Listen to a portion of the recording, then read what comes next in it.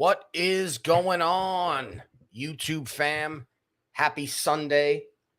It is a nice chill Sunday here in New York City in Staten Island.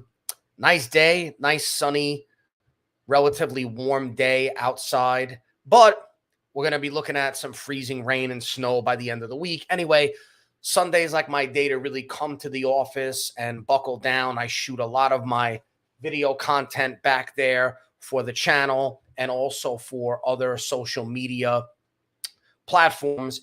And it's also my day to come here and really do a lot of recording when it comes to product creation.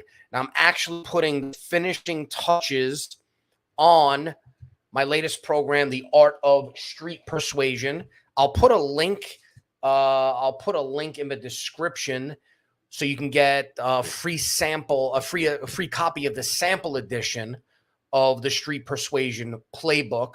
But I figured, you know what? I'm recording all this good material. YouTube always shows me a lot of love. You guys always show me more love than I get on other social media platforms. So I was like, this would also be a good day to go live and just kind of show you what I'm working on and give you some really good content, right? So today's live stream, I'm going to talk about creating a magnetic connection with someone in the form of rapport. So really, in order to understand how rapport works, we have to know, like, what exactly is rapport, right? Like, what is it, right? So we're going to dive deep on that today, and then I'm going to show you some tips on how to create it. So rapport is one of the central pillars of both street persuasion, which is my approach to persuasion, and NLP, or neuro-linguistic program. And it's basically a respectful way of interacting with others in both your personal and your professional life. So real quick, what is street persuasion and what makes it different than traditional persuasion? Here's what I'll say.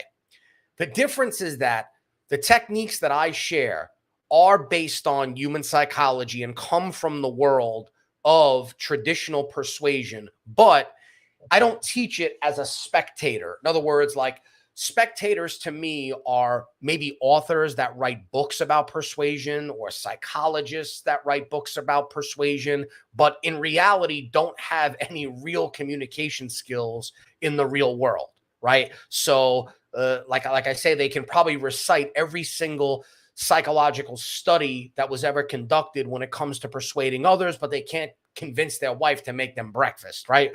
So everything that I teach is kind of a blend of all the stuff that I've studied and then what I've learned works like in the real world, when you're actually out there, when you're communicating with real human beings.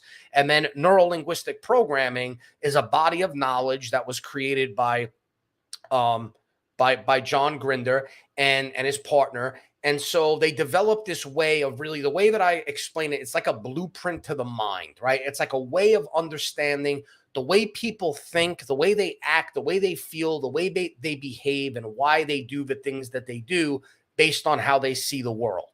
And so that's really, where this all comes from in the context of the way that I teach it. So true rapport isn't something you can turn on and off like a faucet. Like, it's not a button, right?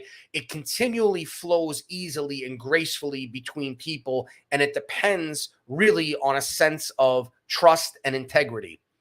Now, rapport doesn't necessarily mean friendship, right? It does mean having the feeling that you're connecting with someone, no matter how different that person might be from you. But like, you could be friends with people and not have rapport with them, or you could have like a different kind of rapport with them than you have with people that maybe aren't your friends, right? Like, you can create rapport with people even if they're not your friends. They're really two different things. And rapport is really vital to success in both your personal and your professional life, because everyone who surrounds you is different than you. Each individual filters information differently and makes choices based on unconscious needs and desires. Establishing rapport helps you to bridge the gap between your internal dialogue and somebody else's, right? And so this is really another classic principle from the world of NLP, which tells us that the map is not the territory, meaning that the mental maps that we have of the world are actually wildly different than the real world itself, right? And so the real world, everything that we see around us, it's our experience of reality, right? But all of that gets filtered through a mental map, which then creates our own personal subjective reality, right? And the reality is that that's different for every person, right? Like no two people see things the same.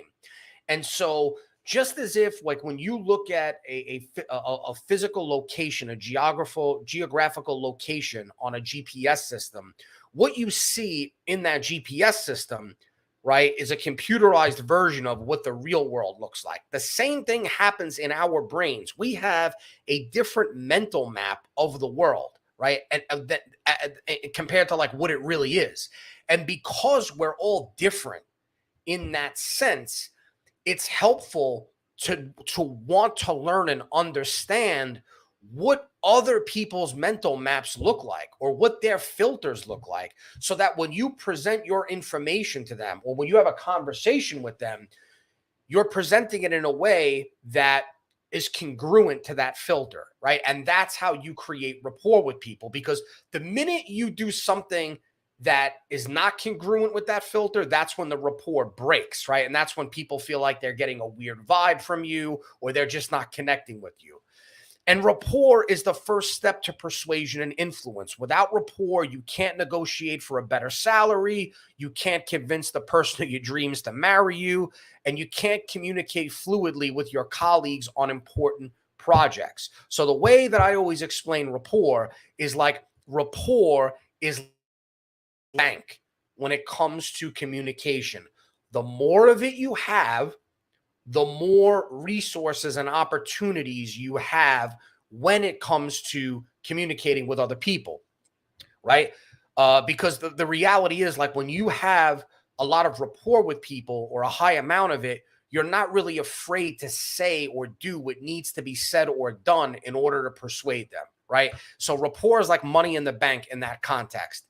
And I want you to think for a second about someone in your everyday life that you do have rapport with. You may feel that you and this other person are almost always on the same wavelength or always on the same page. Now, contrast that with someone that you feel you don't have rapport with. You might find this person to be difficult to talk to or to be around, right? So by working with rapport techniques, it could be possible for you to establish rapport with this second person.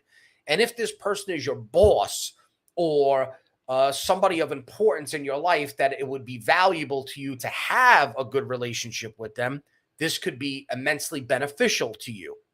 So when we talk about rapport, it's important that we understand the difference between rapport and persuasion, right? So a lot of what I teach is based on the work of Dr. Milton Erickson. Milton Erickson was a hypnotist and a medical doctor who was really a fascinating guy. And what was so fascinating about him was his ability to get amazing results with his clients, right? By using very indirect approaches. So rather than like commanding them using hypnosis, like commanding them to think and behave a certain way, he used very indirect approaches, but still was able to get them to do the things that he wanted them to do. And part of that was his ability to create this magnetic connection with other people. In fact, when the creators of NLP were developing like the framework for it, they studied some of the world's best communicators at that time. And Milton Erickson was one of the people that they studied. Like, they wanted to see, like, what is this guy doing when he communicates with these people that enables him to have these drastically better and different results, right? And so a lot of what I teach comes from stuff that Milton Erickson did. Now, when he was young, he went door to door selling encyclopedias. He approached a farmer, but the farmer had no use for the books and sent them away. And as he was leaving, the young Erickson, having given up on selling anything, rubbed the back of one of the farmer's hogs because he remembered that hogs like that.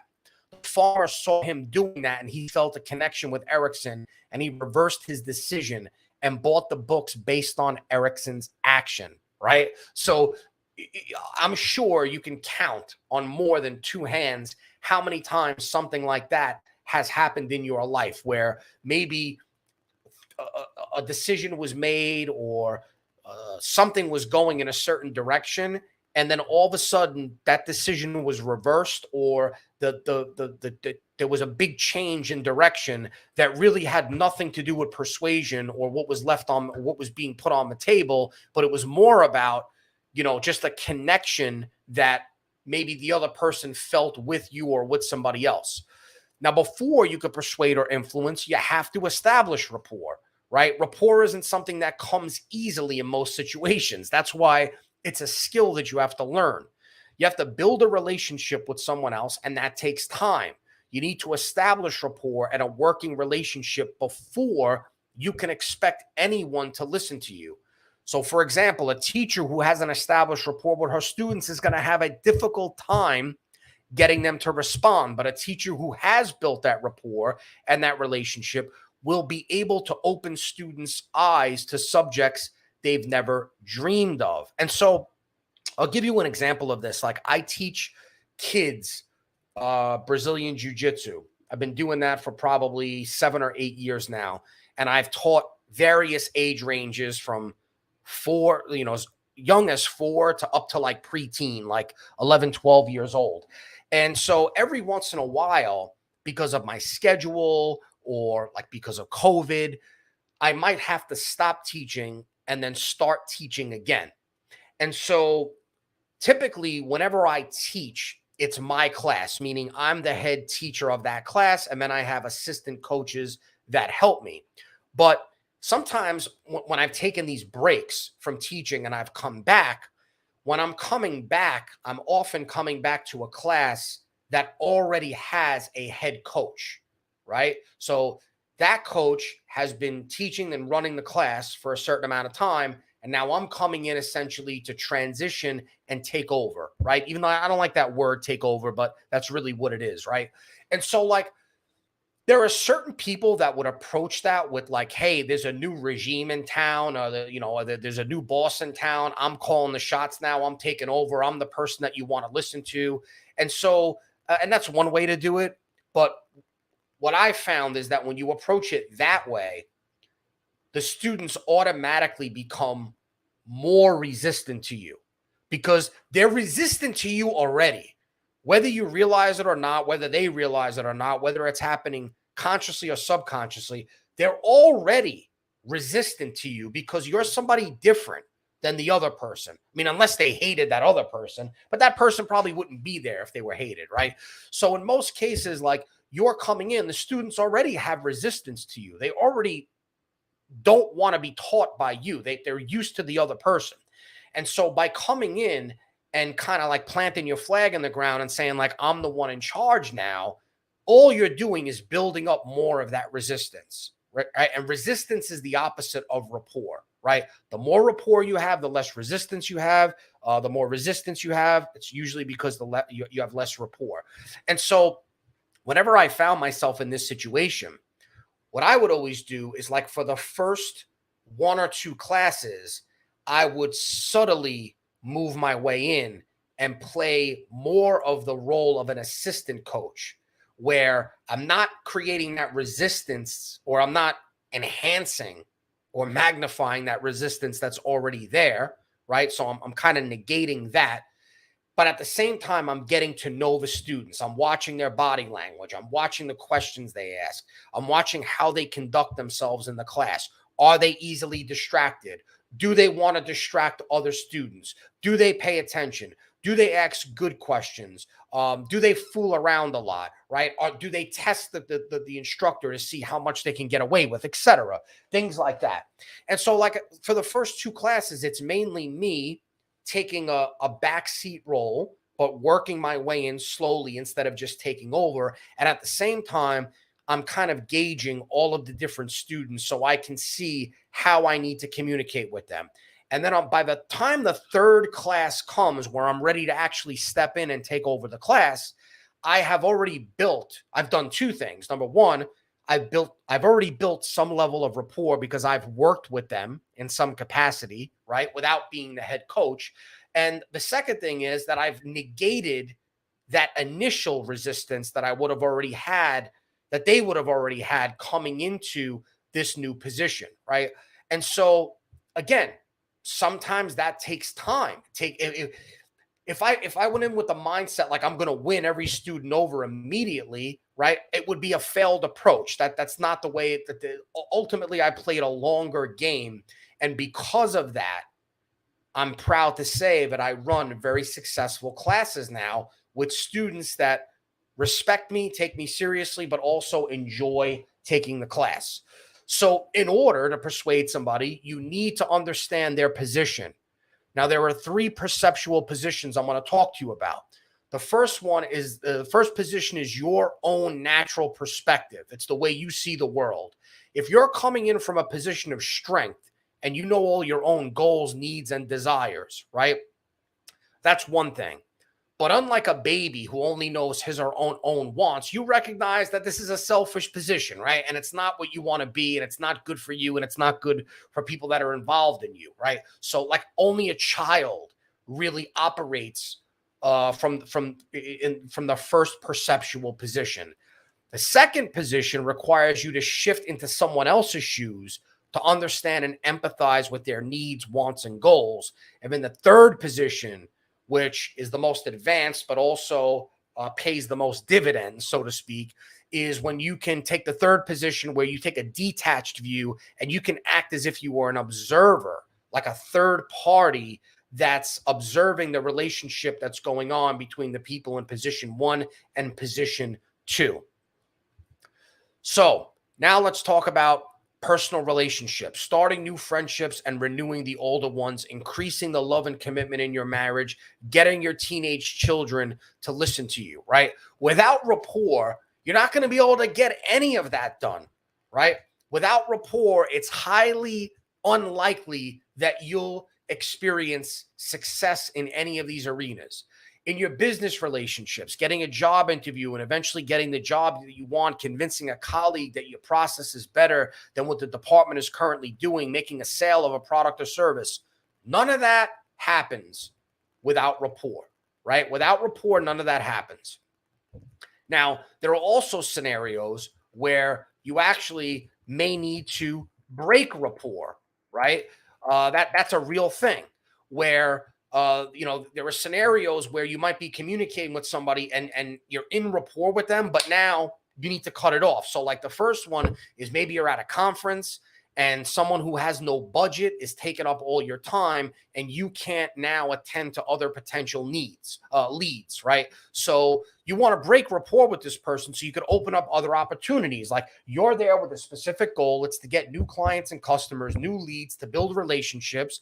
And it's great that maybe you formed a connection or a friendship with this person, but like ultimately, if that person doesn't support the ultimate goal that you have in that context, you need to break that rapport.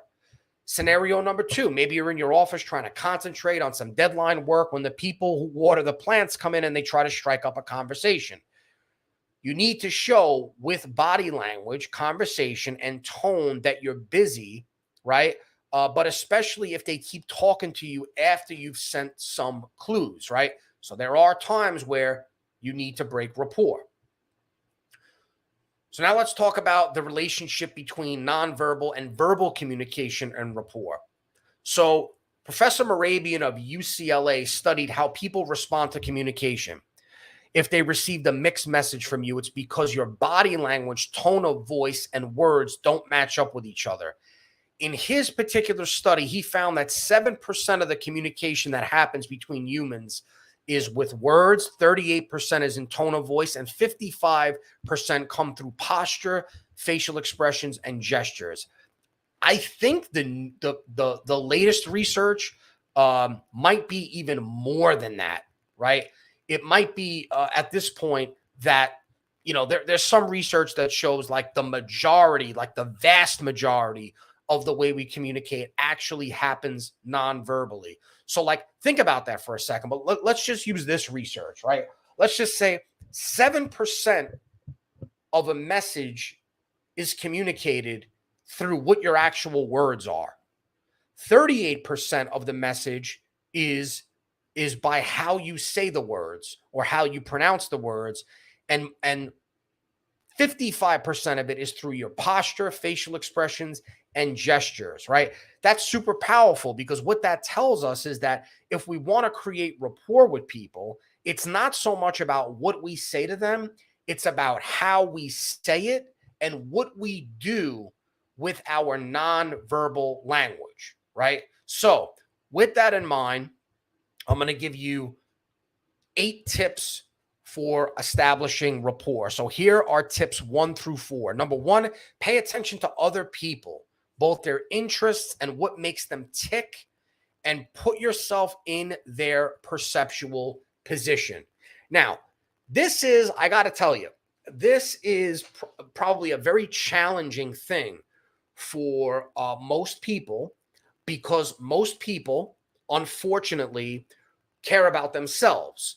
It's just kind of a method of self-preservation, so to speak, where when the majority of people communicate with other people, really what they're waiting for is their turn to talk, right?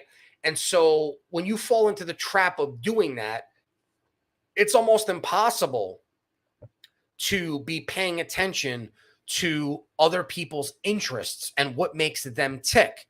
But when you can do this and you do it successfully, you automatically separate yourself from the majority of other people that are not doing it.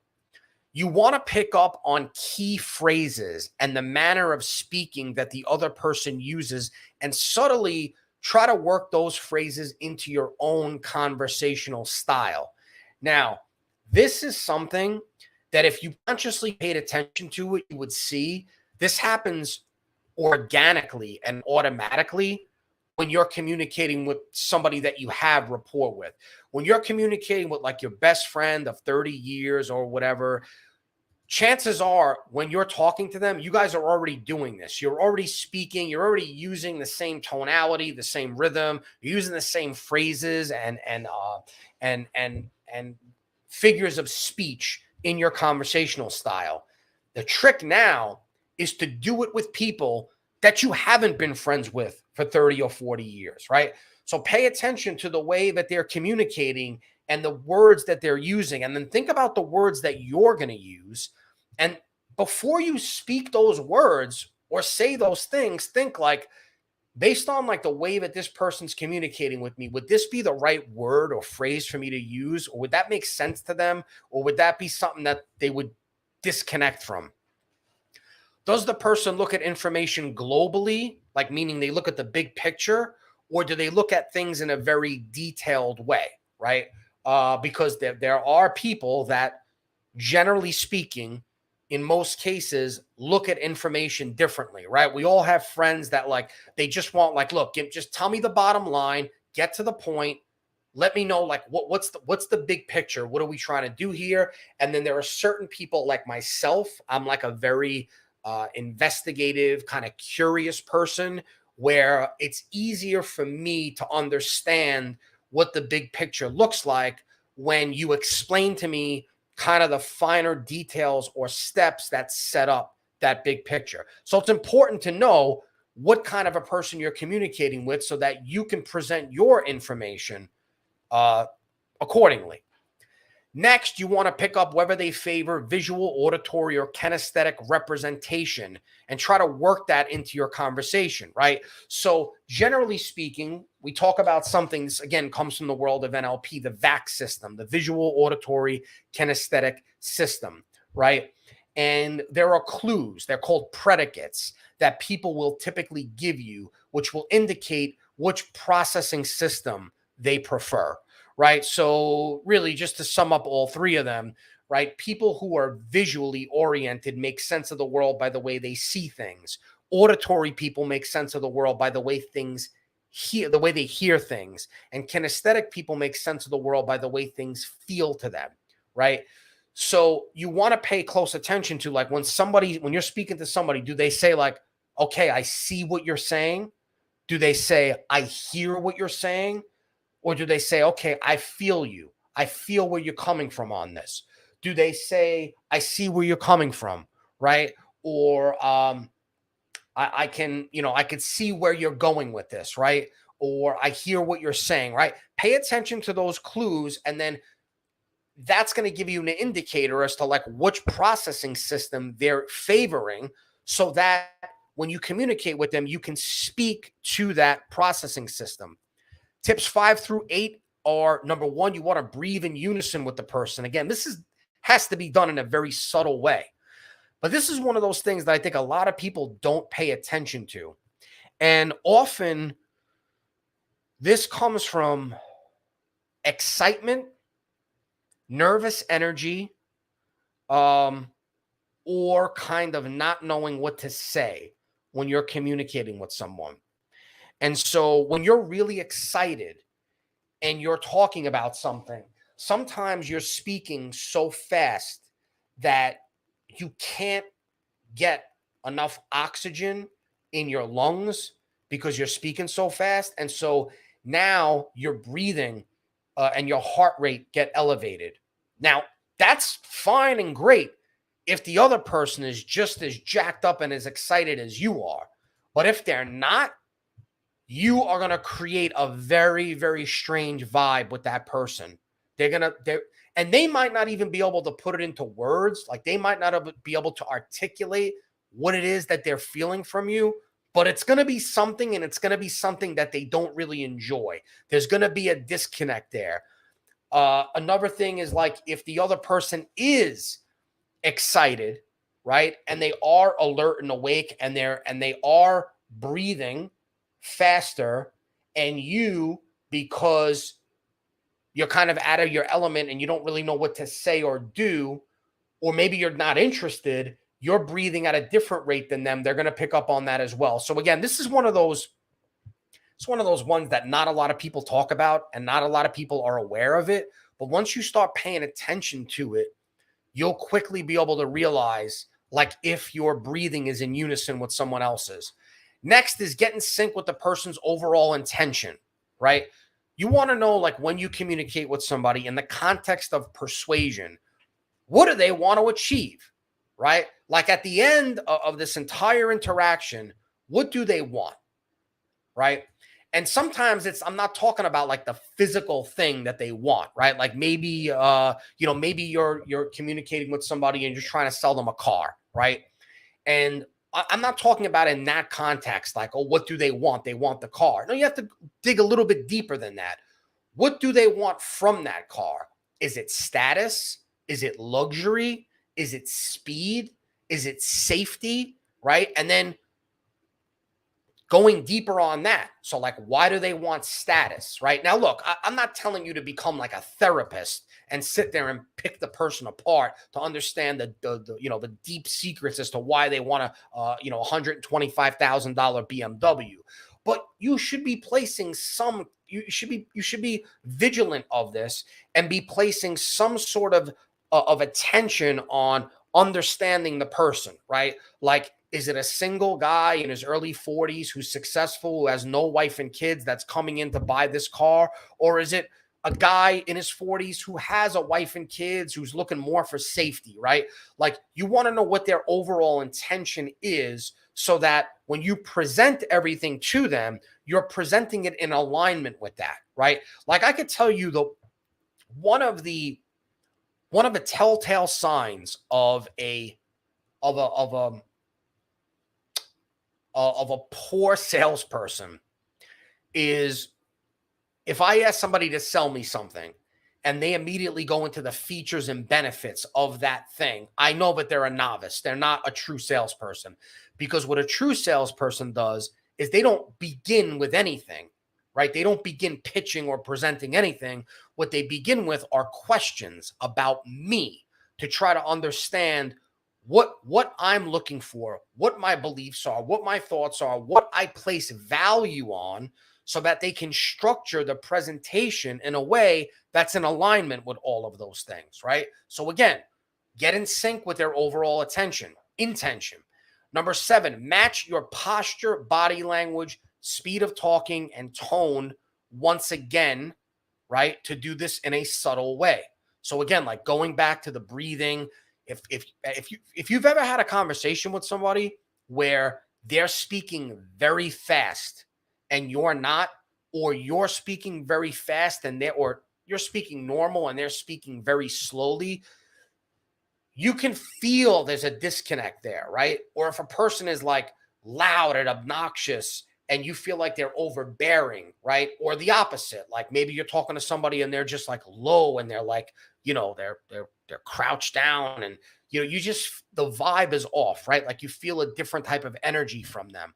And so if you want to be an expert communicator, and if you want to be better at influence persuasion and in order to do that, you have to be better at creating rapport. You need to pay attention to these things, right? You need to pay attention, match the body posture, match the body language, match the speed of talking and the tone of voice. Yesterday I trained some jujitsu in the morning, and as I was getting ready to leave, I was having a conversation with one of my closest and oldest friends who's also been like a longtime training partner of mine, like a true great friend, right? And as we were having this conversation, there's a cage inside the jiu-jitsu academy, like an MMA cage. And like we were having a conversation, and I had my arm up on the cage and he had his arm up on the cage. And I noticed that immediately, right? We were both using the same exact body language, right? And like I said before, when you're communicating with somebody that you genuinely have rapport with, like maybe a longtime friend, like in this instance, these things happen naturally. They happen organically. The key now is becoming conscious and cognizant of it so that you can do it when you're having conversations with people that you might not be best friends with. And then last is always respect people's time, energy, friends, money, and colleagues, as they may all prove to be resources for you in the future. One thing that I am a really big proponent of is not burning bridges. I just feel like that's like one of the worst things you could do when it comes to being a really good expert communicator. Is like, look, you're going to have issues with certain people. You're going to have problems with certain people. You're going to have dilemmas and situations with certain people that annoy you and piss you off. But I really am very particular about picking and choosing my battles because I don't believe in burning bridges. Now, there are a few times in my life where I decided like I'm done with this person and the bridge is getting burned, and I don't care if it burns to the ground, and I'm okay with that. But I can count that on less than one hand, right? How many times I've done that in my life, because again, you just never know when a relationship could prove to be beneficial to you in the future. So hope you guys enjoyed this stream. If you did, leave me a comment, give it a like, make sure you subscribe and hit the bell notification so you get updated when I create more videos like this. And if you got value out of this, let me know, and I will do more live streams like this in the future. And maybe I'll schedule them so that you guys know when I'm going to do them. We could jump on, do some Q&A, etc. Like I said, I will put a link in the description to grab a copy of the sample edition of the Street Persuasion Playbook. Totally free. You'll get a lot of value out of it. I'll see you guys next time.